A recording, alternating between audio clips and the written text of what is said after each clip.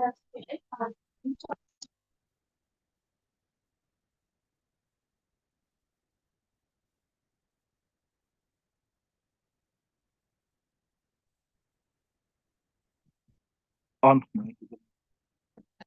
نحمده ونصلي على رسوله الكريم. So we finished, Alhamdulillah, with the grace of Allah subhanahu wa ta'ala. We finished the chapter of Hayd. We finished the chapter of Hayd in detail. Not in detail, okay, we've done it in the kitab, but this doesn't have a lot of detail.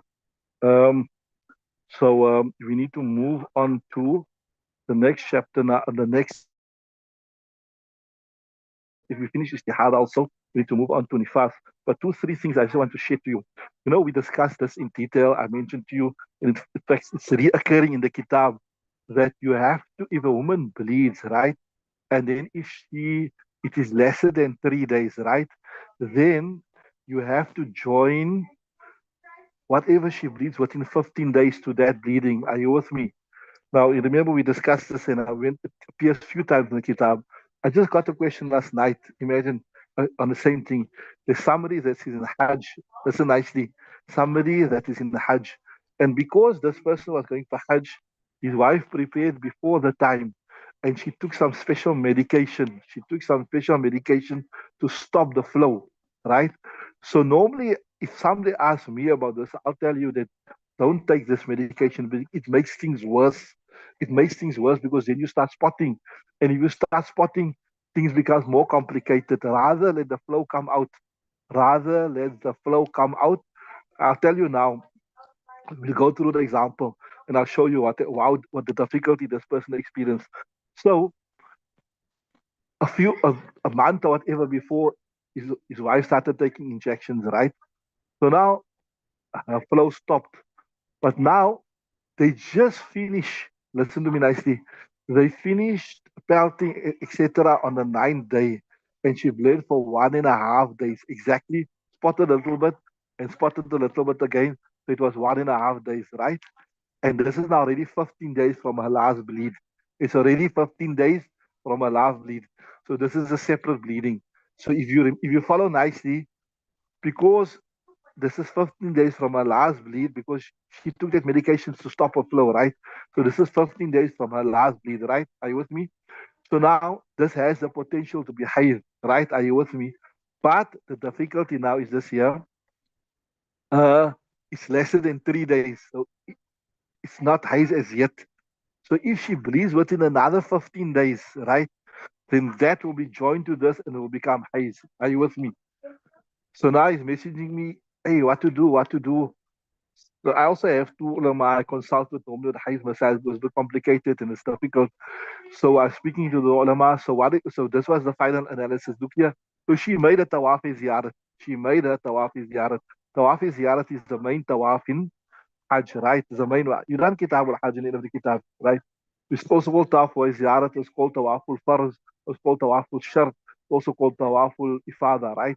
So now, the question is this here. If she bleeds within 15 days, what is going to happen? What is going to happen? If she bleeds within 15 days, that means 15 days already she was clean, right? And now she bled 1.5 days. So this will be joined to that. This will be joined to that. And obviously it will be more than 3 days because it's within 15 days, right? And that means this will be haze. So that would mean now what? That she made her tawaf in what? She made her tawaf in a haze. And what is the penalty? What is the dump for making tawaf in haze? It's a budna. It's a camel. And what's a camel about? 40,000 rand, 45,000 rand. So he's highly stressed now. If she bleed, I told him, you know what? Take that now. Before when we were there, they should say there's something called promulet. But now I heard the latest information. Sana say promulet is not permissible. But some haram in these. There's another one, overall. I said, look, you take the overall, right? And inshallah, may dua, there's no bleeding comes, so nothing. So and if you don't bleed within 15 days, then it's what we call just a breakthrough bleeding, right? So, so let's say, let's say you don't bleed within 15 days, right? Then you don't join it most. And this is just like you say, a breakthrough spotting, right? Right. If she does bleed within 15 days, if she does bleed within 15 days, you add it up, right? And once you add it up, right, from that first bleeding till when the second bleeding ends, whatever it is. Now, if it's lesser than 10 days, then that whole thing will be her highest. But if that add up is more than 10 days, then remember when you bleed more than 10 days, you go back to your habit. You with me? You're following nicely. See all of a side you have to do, right? So now you will go back to your habit, whatever habit was before. Now we'll see. So first, if she bleeds again within 15 days, we'll add it up. And once we add it up, if it's more than 10 days, we go back to a habit. There's all things you've done already. It's just a practical application of it. Now, if it is more than a habit, sorry, if it's more than 10 days, we'll go back to a habit. Now, once, right, and if it's less than 10 days, this will be a new habit. Because remember, if you bled last month 3 days, this month you bleed 4 days. 4 days is your habit now, right? So if it's more than 10 days, we'll go back to a habit. If it's less than 10 days, this will be a new habit. Now, once we work it out, we will determine whether she made her tawaf ziyarat in Hajj. So we have to wait now. Nothing. I told him there's nothing you can do now. All you can do now is there's two things you can do actually.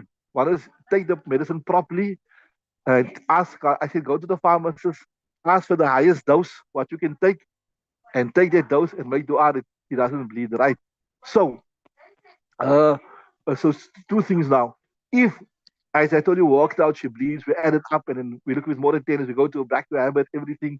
If it comes, emerges, like last night, I was busy with this guy talking about on the phone. If it emerges that it was in Hayz, it was in Hayz, now that means you done your tawaf in father in Hayz, right? You done your tawaf in father in Hayz. So now, a budna becomes wajib. So, even not only this, Masta, remember this, even in Umrah, if a woman, this is a very, very common question. People ask, look here, we went for Umrah, etc. And so you do your Umrah normal, everything, but you just wait for your main tawaf till you're pure, right? And once you're pure, you make your tawaf and you come out, right? Now, the problem comes about ticket booked. If you can change the ticket, delay the ticket. In Umrah also, follow nicely. If you can delay the ticket, alhamdulillah, nurun ala nur. You wait till you wait, you delay the ticket, you tell you clean and you do your Umrah finish and you come out, right? Hajj also, that is why also the ulama say don't rush to come, especially you got the women folk with you, young women folk, the things go jamakar, etc. So uh, if it emerges that she has done her okay before two minutes I'll tell you, if it emerges that she's done her tawaf ifada in Hayd and then she redo it whether on this trip or even on another trip, the penalty falls off. So say for instance, um, she becomes pure, whatever, and she's still in Makkah to Mukarramah, and now we're certain that she's not in Hajj. And even though the Hajj days are finished, the Haram is finished, everything, and she done her Tawaf Ifada again, that would not drops off. Are you with me? Right? That's one thing. Then the second thing is this here. Uh, even if she comes on another trip, it's fine also. So he's stressing big time now. He has to pay, and also it's like a working class guy, the imam somewhere there in Joburg. He's saying, where I'm gonna get 40 grand. This comes from Hajj, and I don't know. I said, no worry, look here. First, inshallah, hopefully she won't bleed again. Take the medicine properly. If she bleed again, then you can. If you're still in Makkah, then and the size is finished, you can do the tawaf. Right. Second thing. Third thing, if you are back home, right? Then when you come on another, you don't pay the budna, but it's a penalty on your head.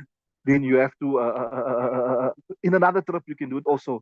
And then I also asked another mufti last night also that if you fear that, you you got no guarantee of life, whatever, if you fear that maybe you pass away, then you put it in your wasiyat, that you put in your will, you put it there, that a tawaf must be done on my behalf, right? Right? Okay, the question is, what's the ruling when you're telling home you can't change your flight? Yeah, explain this here. That if it's in Umrah and you can't change your flight, then you do your tawaf in Hajj, but there you only give a sheep, right? But in a Hajj, if you can't change your flight, either and you do your tawaf finish, then either what you're going to do, you're going to you have to slaughter the camel, or if you don't, not on that trip, so it's a debt on your head. So the next trip you come, you will have to what you call it. you'll have to slaughter. Sorry, you have to do it. Or as a last resort, you have to, when you, before you pass away, you would look at, I still got the tawaf on my head, it must be done, whatever. Or I got a budna that must be paid, right? So that's the one thing. The other thing is this here. If she did not do a tawaf with father, right, then she is still not halal, even if she comes home. Even if she come home to South Africa, she's still not halal for her husband. And every time she have a husband relationship, it will be a crime, a penalty against her. That's what I'm saying. So the safer option is that you must do it and then you pay the penalty, because even in Umrah, even in Umrah, I was telling you that if you you a woman is out whatever, so she don't make she doesn't know the masla, she don't do that final the tawaf of the Umrah, so she will not come out of. There is another option where you call it you make fasakh, but the ulama don't advise that. You must just get the husband to cut her hair and she cancel it, so she has to make a whole qada Umrah now, right? They should make a whole qada Umrah. That you can do in Umrah, but that you don't do in Hajj. So I was telling you, if she never do the tawaf father and she came home, then when she came home, she will. So here's what I can double check for you. I got my friend Molana Yunus Patel son is in Medina, but from what I remember, a budna is about 40,000 rand. So you divide by the 20, it is about 2,000 pounds. A budna is about 2,000 pounds, because rand per pound is 1 to 20. If the camel is 40,000 rand, so that will be about 2,000 pounds. Yeah. So we were saying that if she never do a tawaf ifada, she remains in a tawaf ifada, right? That she remains in ihram. To such an extent, she come back to home, England, South Africa, whatever, she still be in her ihram. And every time she does something that's contrary to the ihram, it will be a crime against her, right? So, okay, the main point I wanted to tell you is this. You see the complications that came about as a result of what? Of taking that medicine. That's why we say, if somebody advise us or ask us, we say, no, don't take the medicine. Leave it. What you do is this here. If you know, more or less, is the ladies, you see what happens is that medicine, it tries to suppress the flow, right? But sometimes it can't suppress the flow. So you get spotting here, you get spotting there. And if the spotting is uh, 15 days from the last time, it complicates things like how this thing is, like how this person here is. That is totally complicated, right? So rather let your flow come on, and if you feel it is your time of haze, etc., book a few days later. Rather book a few days later, so that you know that maybe you know more or less the lady know what is the time more or less.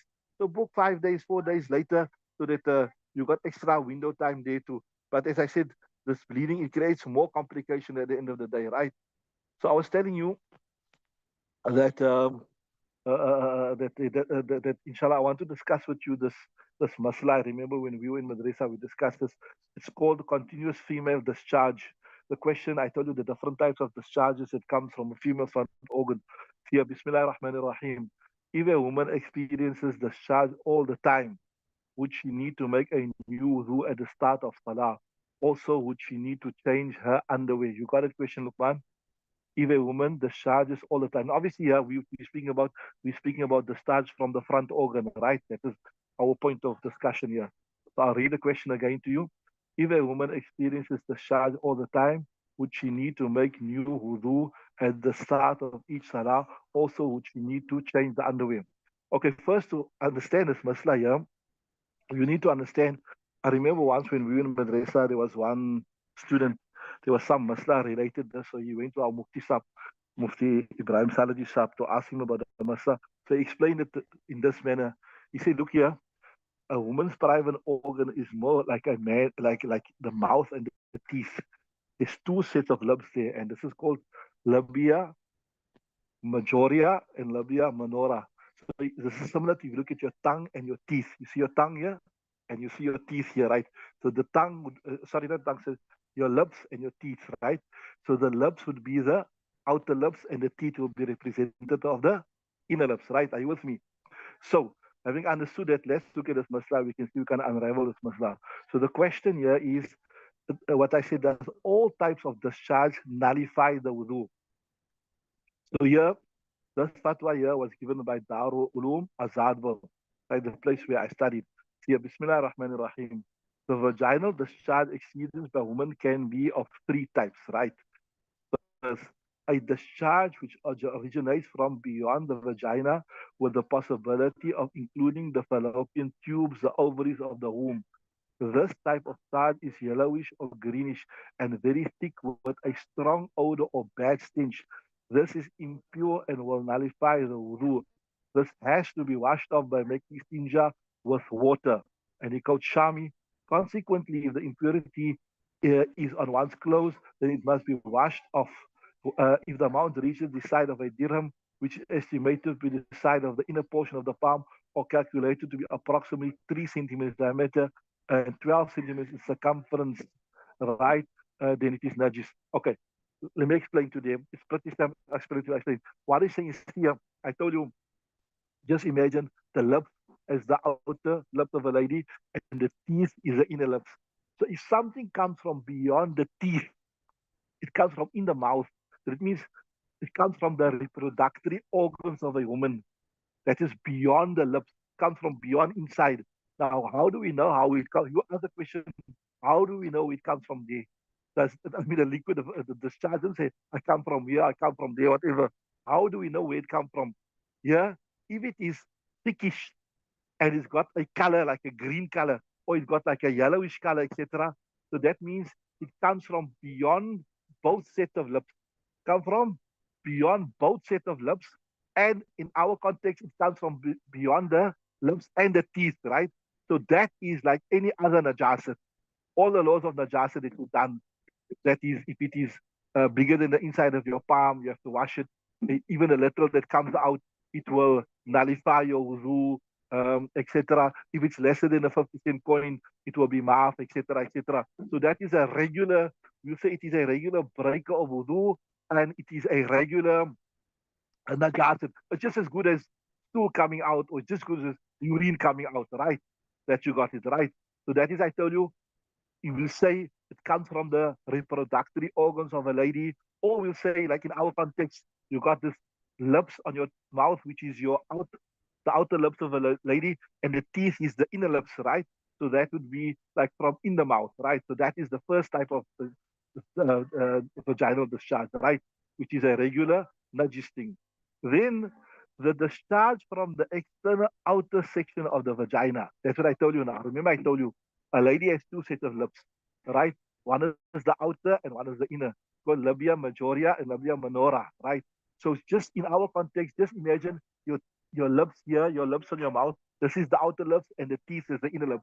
So if the discharge comes from the outer lip, right, or maybe just inside the outer lips, right, on this outer lips here, or just slightly beyond the inner lips, but sorry, just on the inside of the outer lip, the inside of, but not from the inner lips, not from the labia minora, right? So that there will not nullify the wudu. I'll read it, right? See, the discharge from the external outer section of the vagina, which I told you is, we'll say outer lips, or you can say labia majoria. This is moisture that is found on the outer labia of the vagina. This is not impure and will not nullify the wudu.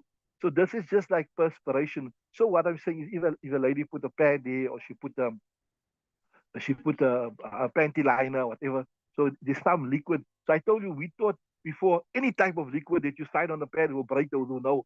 So this is like a, so she sees there's some moisture there. It's clear. It doesn't have a color. It doesn't have a smell. Nothing. Then the ittifakan, that this is not najis, right? So this is not impure and will not nullify the wudu.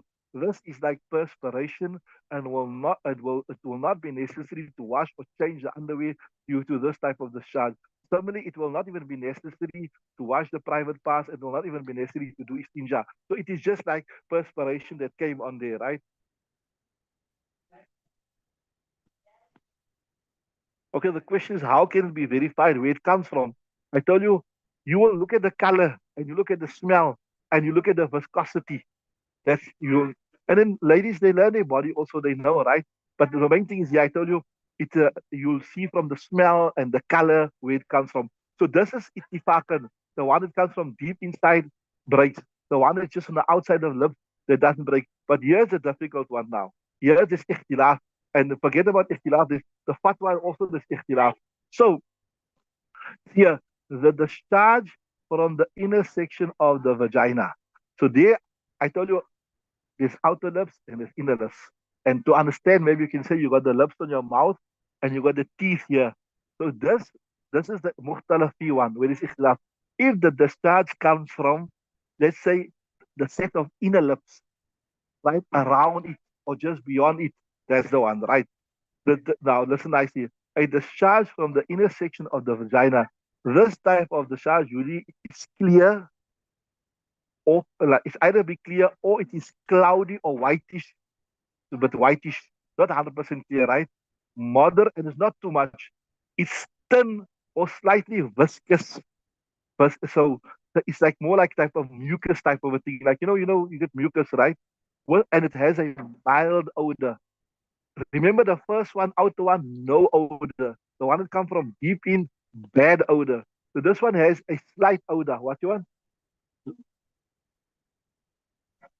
So right, I'm gonna go out now. It has a mild odor. Listen to it. Right?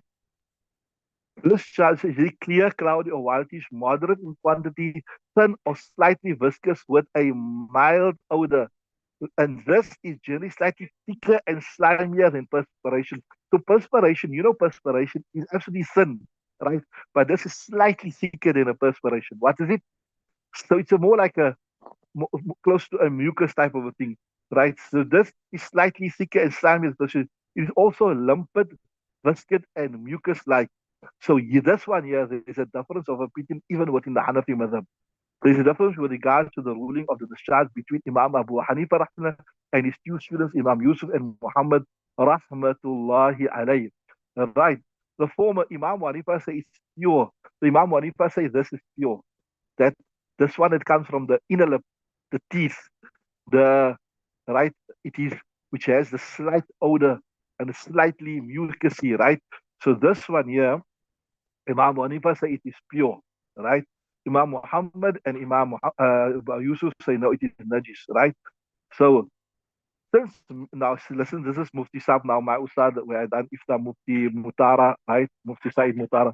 Since many women commonly suffer from this problem, many women they have this mucus that comes from the second inner surface of lips, right?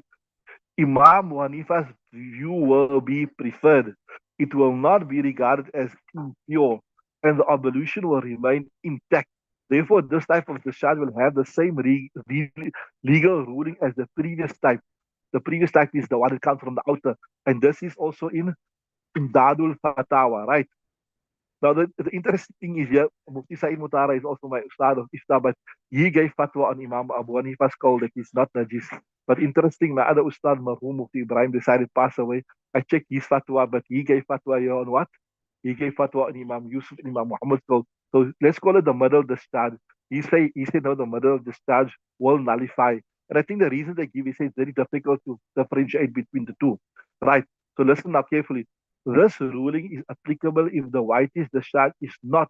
So this ruling, we were saying that it will not break the wudu, right? It is slightly mucus-like, etc., etc., etc. The middle one, listen nicely. This ruling is applicable if the whitish discharge is not mixed with blood or semen, and it is, listen nicely, and it is also not due to arousal. That means it just came on its own. Not a person was excited. Normally, the male females are excited, they discharge some type of liquids. So this middle one, which we say that it will not break the opinion, it will not break the wudu according to Imam Hanifa and according to Darul Azhar, there's some conditions. I tell you, there must be no blood, no semen, and does not be as a result of arousal. In which case, we'll write, because if it's due to, if there's some blood semen, we'll say, oh, it is due to be aroused, it doesn't discharge on its own, then it will nullify the fast. It will nullify the wudu, right? If one is experiencing a continued discharge of the first type, right? If one is experiencing a continuous discharge of the first type, one be categorized as a ma'zur. So remember the first one that comes from inside the vagina. and most probably from the reproductive organs.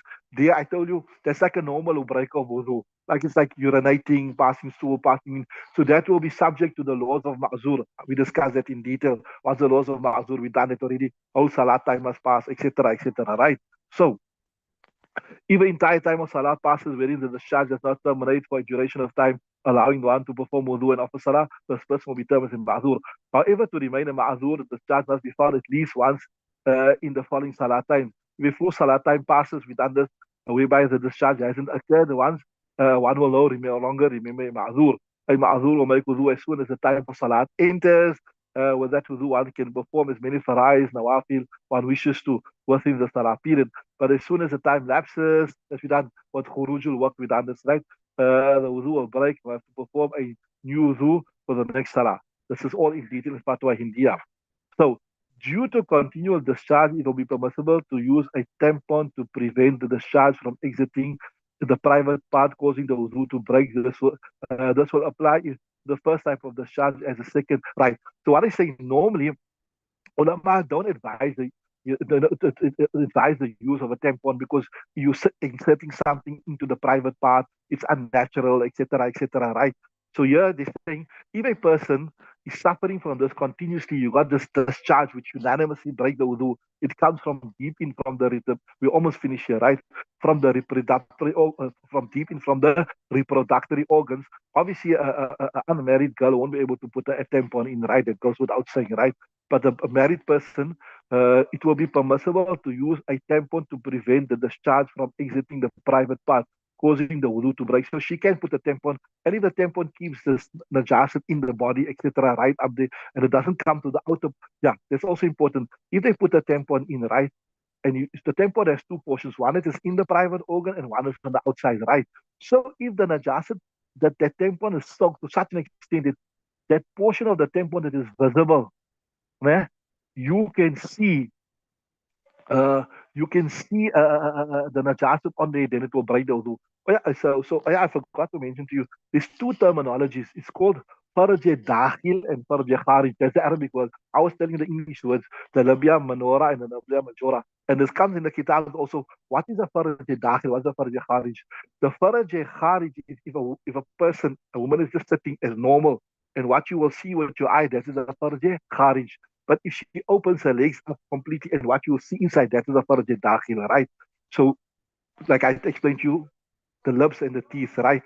So the contemptuous one is what comes from the farj dakhil. I know I forgot the most important words. So that which comes from the inner lips, which is labia manora, that is called in Arabic is called the farj dakhil, the inner farj, right? Which is the inner set of lips. But anyway, so we were discussing that here it is permissible if your wudu is going to be breaking all the time that you can use a tampon. It will make it easier. Although Shariat has already given the laws of ma'azur, etc., etc. But obviously a tampon will even, but especially maybe if you got continuous discharge, but you don't qualify as a ma'azura, you don't. You know something. Sometimes you bleeding, your discharge is coming, but you don't qualify. So then a tampon is like you're saying. Remember that the discharge have to cover the whole salat time, but the discharge is not covering the whole salah time. So that means a reasonable alternative would be to use the tampon, right?